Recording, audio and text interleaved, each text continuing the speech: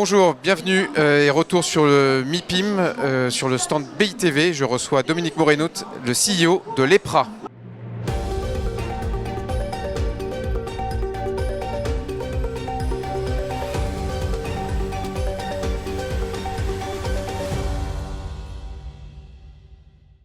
Dominique, bonjour.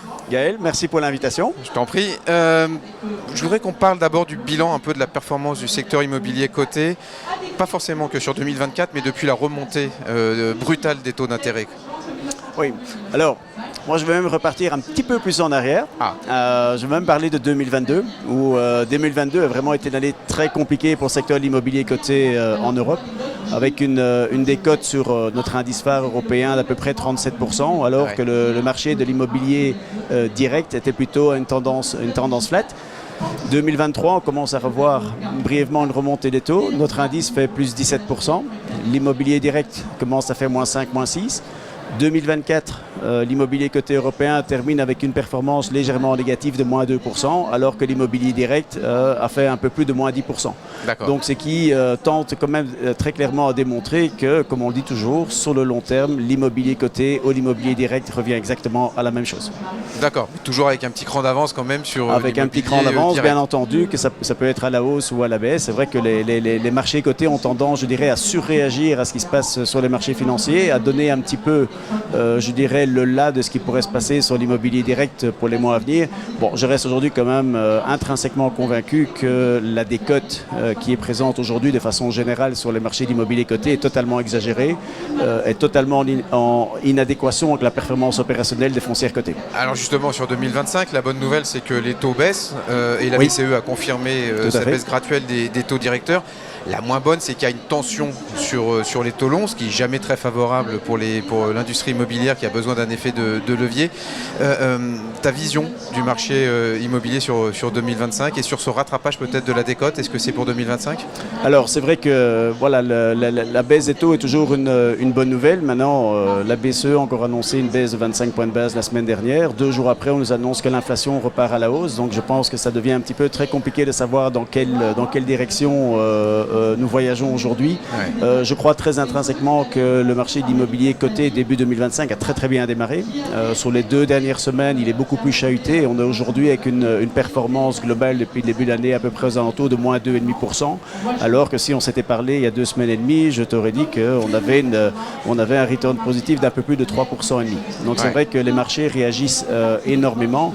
Maintenant, nous restons intimement convaincus et nous avons l'occasion de le faire dans pas mal d'événements que nous avons tenus au début de l'année, que ce soit à Paris, que ce soit à Londres, à Bruxelles ou sur les autres pays européens, où la tendance est plutôt dans un certain optimisme, un optimisme prudent. D'accord. Moi, je me souviens très bien, il y a 2 ans, quand on était ici au MIPIM, mon résumé du MIPIM, c'était wait and see. Je suis rentré du MIPIM l'année dernière en me disant, on est toujours dans du wait and see, mais les investisseurs sont dans les starting blocks. Je crois qu'on est toujours face à ce phénomène aujourd'hui. Mais là, est-ce que c'est peut-être le kick-off ou le démarrage d'un nouveau cycle de croissance pour les foncières cotées ? Tout à fait. Si on se met sur le plus long terme, et du coup, vers quelle catégorie d'actifs Alors là, aujourd'hui, je dirais, les investisseurs aujourd'hui, c'est vrai qu'on a eu tendance sur l'immobilier coté à avoir un secteur, je dirais, dans lequel les secteurs plus traditionnels étaient très bien représentés, que ce soit le bureau, le commerce. On a commencé à voir que la proportion des foncières cotées dans ces secteurs-là a eu tendance à décroître sur les 15 dernières années. Aujourd'hui, si on regarde les secteurs plus traditionnels ont tendance, je dirais même le bureau aujourd'hui sur notre indice européen représente à peu près 9%.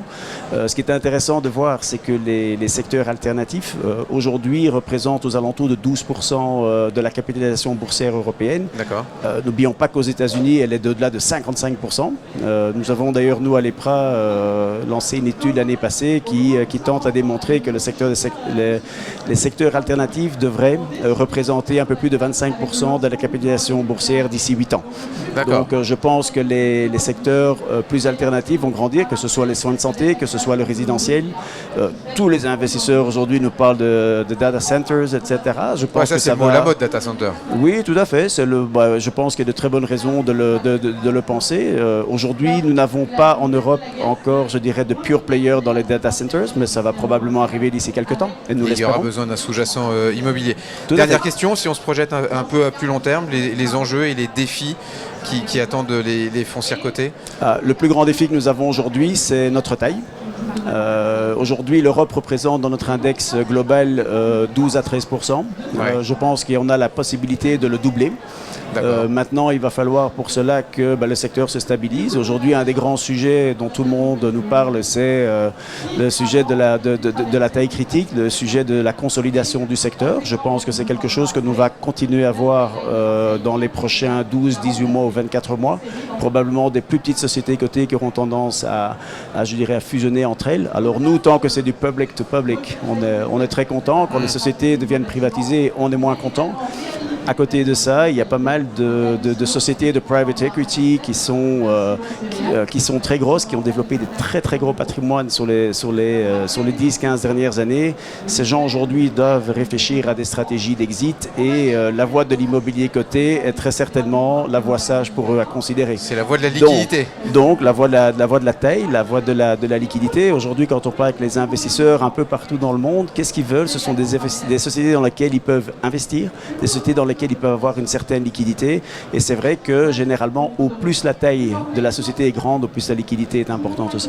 Ça, c'est un plaidoyer pour l'immobilier coté. Dominique, merci beaucoup. Tout à fait. Beaucoup. Merci beaucoup, Gaël. Et bon MIPIM. Oui, merci.